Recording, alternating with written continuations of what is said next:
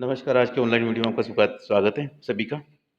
आज का अपना BCom part third, goods and service tax paper second, मैं सब डॉक्टर राकेन अग्रवाल।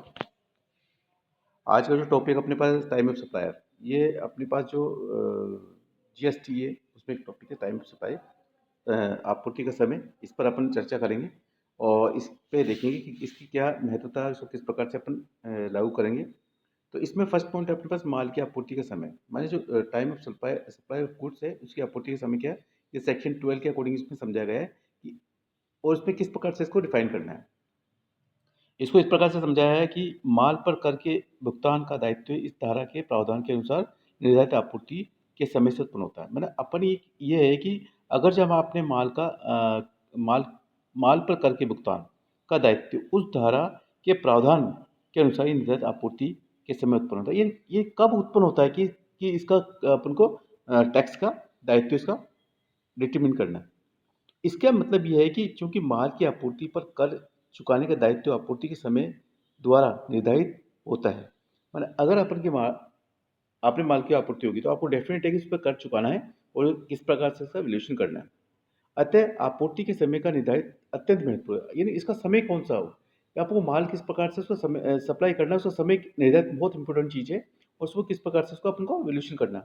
आपूर्ति के समय को निर्धारित करने वाले कई तत्व हो सकते हैं, जैसे इसमें जो फैक्टर एलिमेंट्स अपने कितने होते हैं, क्या होते हैं, इसको कैसे होते हैं। जैसे माल की क्रय का आदेश, सबसे पहले होता है अपन अपने गुड्स जो परचेज कर रहे हैं, है ना, उसका आदेश क्या, उसका ऑर्डर क्या है, उसका क्वांटिटी आदेश किस प्रकार से होगा। अथवा ठहरा ठहराव करना, मतलब कितना उसमें वो लगेगा, माल भेजना, माल कब कौन से उससे भेजना, माल की सुपुर्दगी, माल की अपने जो सुपुर्दगी ले रहे हैं, जो अपन माल रिसीव करते हैं उसका क्या समय होगा क्या नहीं होगा, भुगतान प्राप्त होगा, भुगतान किस मार्फत से प्राप्त होगा, ऑनलाइन ऑफलाइन, ठीक है। भुगतान की पुस्तकों में प्रविष्टि, आपने भुगतान की प्रविष्टि किस प्रकार की है, करना था और चेक से या बैंक में जमा होना, ये सब चीज़ प्रोसेस है। तो इन चीज़ों में देखना कि जो अपने माल की माल की सप्लाई आपूर्ति का समय क्या है, ये सप्लाई पे किस प्रकार से डिपेंड कर रहा है, ये सब चीज़ें। इन तत्वों में से अन्य तत्वों के साथ केवल भुगतान के समय पर ही विचार किया जाता है। भुगतान का समय किस प्रकार से अपन इसको पेमेंट कर रहे हैं, उसको क्या टाइम होगा, ये बहुत इंपॉर्टेंट चीज़ है। आपूर्ति के समय के संबंध में स्वामित्व के हस्तांतरण आदि तत्वों पर विचार नहीं किया जा सकता, मतलब उस हस्तांतरण पर हमको विचार नहीं करना कतई। और ये देखना है कि माल एवं सेवा कर जीएसटी के तहत आपूर्ति के समय को बीजक जारी करने के साथ जोड़ा गया है। जो अपन इनवॉइस है उसको जारी करने के साथ ही जोड़ा है, इसमें ध्यान रखना है। अतः हमारे लिए बीजक कब जारी होना चाहिए और कब किया गया है, इन तिथियों पर विचार करना आवश्यक है। इनवॉइस बहुत इंपॉर्टेंट है कि आपने कब उसका आपूर्ति के लिए कब बीजक जारी किया है। इसके अलावा विभिन्न दिशाओं में आपूर्ति के समय का निर्धारण अलग अलग तत्वों के आधार पर किया गया है। माल की आपूर्ति के समय के निर्धारण की विभिन्न परिस्थितियां निम्नलिखित हैं। पहली क्या अपने पास कि माल की सामान्य आपूर्ति, ये normal supply of goods for the forward charge, मतलब सामान्य उसकी आपूर्ति क्या होगी, ये देखना किस प्रकार से होगी, किस प्रकार से का अपन वैल्यूएशन करेंगे। सेकंड क्या है, माल की निरंतर आपूर्ति, continue supply of goods, continue supply of goods किस प्रकार से हो रहा है, ये पेपर को देखना है। थर्ड देखना विपरीत प्रभाव तंत्र के तहत आपूर्ति, मतलब supply under reserve charge in machine, जो भी इस पर अपने सप्लाई कर रहे हैं वो देखना अपन को। इसके बाद क्या देखना, अनुमोदन या वापसी के आधार पर आपूर्ति, जो अपन ने supply on sales on return base, किस सेल्स पर अपन को रिटर्न बेस करना है, ये अपन को देखना। जो ये तत्व हैं इसके माल सप्लाई के समय के तत्व के, इसको निर्धारित करना है। और इसके बाद अपन को ये देखना है कि जो वाउचर की आपूर्ति की दिशा, कंडीशन क्या, in case of supply for vouchers, in order case कौन सा, अन्य परिस्थिति कौन सी है, इन जो अदर केस है कौन कौन से हैं। सेवेंथ जो पॉइंट बोल रहा है कि आपूर्ति के मूल्य की वृद्धि की दिशा में, in case of additional in the value of supply, additional value of supply क्या है। तो ये 7 पॉइंट अपने हैं कि जो अन्य जो कंडीशन है माल की सप्लाई की, जो time of supply of goods है, माल की आपूर्ति के समय, उसमें कौन कौन से फैक्टर हैं और किस किस प्रकार से अपन को देखना है, ये सब इसमें देखना है। और जो मेन अपने पास क्या है कि माल की क्रय का आदेश देना है, ठहराव का समय क्या, माल भेजा, माल की सुपुर्दगी देना, भुगतान प्राप्त करना, भुगतान की पुस्तक में एंट्री करना अथवा चेक या बैंक में जमा होना। ठीक है। और ये भी देखना है कि इन तत्वों में से अन्य तत्व के साथ केवल भुगतान के समय पर ही विचार किया जाए, आपूर्ति के समय के लिए संबंध में स्वामित्व को हस्तांतरण आदि पर विचार नहीं किया जा सकता। ये चीज़ देखना। उसके बाद और जो निम्नलिखित परिस्थिति 7 परिस्थिति बन रही है, उसमें जो भी अपने पास है ये माल की सामान्य आपूर्ति, माल की निरंतर आपूर्ति, ये 7 पॉइंट है, इस पर भी आपको विचार करना चाहिए। सेकंड है कि जो पॉइंट सेकंड है determination of the time of supply in case normal supply of goods. यानी जो कह रहा है कि अपने इस पॉइंट में कि जो इसकी टाइप ऑफ सप्लाई है कि माल की सामान्य आपूर्ति की दिशा में आपूर्ति के समय करना है, माल की सामान्य मतलब नॉर्मल कंडीशन की आपूर्ति की दिशा में आपूर्ति के समय का निर्धारण। आप आपूर्ति के समय का निर्धारण किस प्रकार से करोगे, ये सेक्शन अपने पास है 12(2) की धारा 31 की धारा 12 उसकी धारा 2 के अनुसार, इसके अनुसार माल की आपूर्ति के समय निम्न तिथियों में से जो भी पहले हो ये तिथि उसको देखनी है। सबसे पहले इसकी फर्स्ट पॉइंट ए का भाग दिया हुआ है कि आपूर्तिकर्ता द्वारा बीजक जारी करने की तिथि।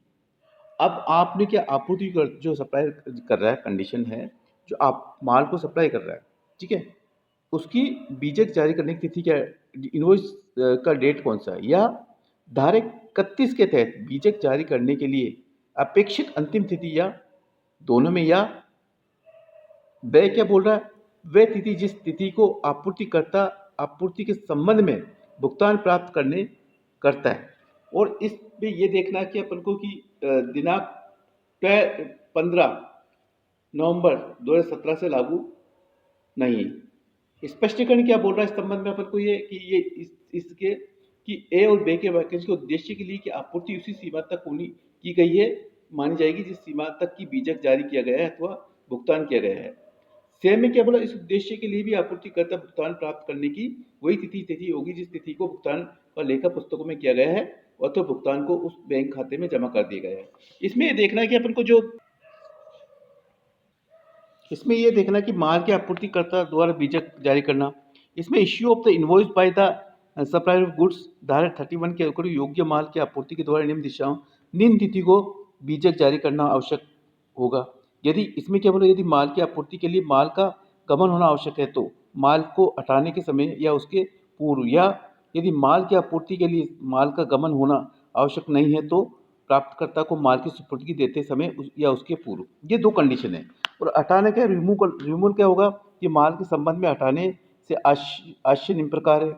माल इसमें क्या चीज़ अपन को दे रखा है, ए पॉइंट क्या है कि माल के आपूर्तिकर्ता द्वारा या उसकी ओर से कार्य करने वाले प्रतिनिधि द्वारा सुपुर्दगी के लिए माल को भेजना, या माल की प्राप्तकर्ता द्वारा या उसकी ओर से कार्य करना या करने वाले प्रतिनिधि द्वारा माल का संग्रहण। अन्य आवश्यक मदों का विश्लेषण जैसे आपूर्तिकर्ता प्राप्तकर्ता आदि को इन सभी पुस्तकों के अध्ययन में 2 में परिभाषित किया गया है। आपूर्तिकर्ता के समय निर्धारण के संबंध में क्या है, समरी ऑफ द डिटर्मिनेशन क्या है of time of supply goods के एक समरी अपन को दी है, उसमें कह सकते हैं ये निम्नलिखित है कि निम्नलिखित तिथियों में से जो भी सबसे पहले हो वह तिथि आपूर्तिकर्ता का समय होगा। 3 मोस्ट पॉइंट इंपॉर्टेंट है। एक तो आपूर्तिकर्ता द्वारा जारी किया गया बीजक या तिथि, ठीक है। विंडोज नंबर क्या होगा, आपूर्ति के संबंध में धारा 31 के प्रावधान के तहत बीजक जारी करने के लिए वांछित अंतिम तिथि या अंतिम तिथि जो भी है अपने पास है, या आपूर्ति के संबंध में आपूर्तिकर्ता द्वारा भुगतान प्राप्त करने की तिथि आपूर्तिकर्ता की बही खाता या बैंक में जमा के अकॉर्डिंग। ये जो 3 कंडीशन अपन को दी है उसमें देखना अपन को किस प्रकार से इसको एवेल्यूशन करना है और इसमें इसका उपयोग करना है। इसमें जो वास्तव में अधिसूचना में अग्रिम भुगतान के आदेश पर जो कर के भुगतान से मुक्ति प्रदान की गई है। अतः बीजक जारी करने की तिथि अथवा बीजक जारी करने की नियत तिथि अंतिम तिथि के आधार पर ही आपूर्ति का समय निर्धारित किया जाएगा, क्योंकि अग्रिम भुगतान को छोड़कर सामान्य रूप से भुगतान की तिथि बीजक जारी करने की नियत तिथि के बाद ही होगी। इस अधिसूचना के पूर्व अग्रिम भुगतान के आधार पर आपूर्ति का समय निर्धारित हो जाता है अथवा जो बीजक के पहले की तिथि होगी। ये अपन को देखना है इन चीज़ों के बारे में और वैल्यूएशन करना है कि किस प्रकार से होगा। आज इस 2 पॉइंटों के बारे में अपन चर्चा करेंगे और नेक्स्ट कल इसके बारे में जो भी आगे टॉपिक है उस पर चर्चा करेंगे। थैंक यू, धन्यवाद।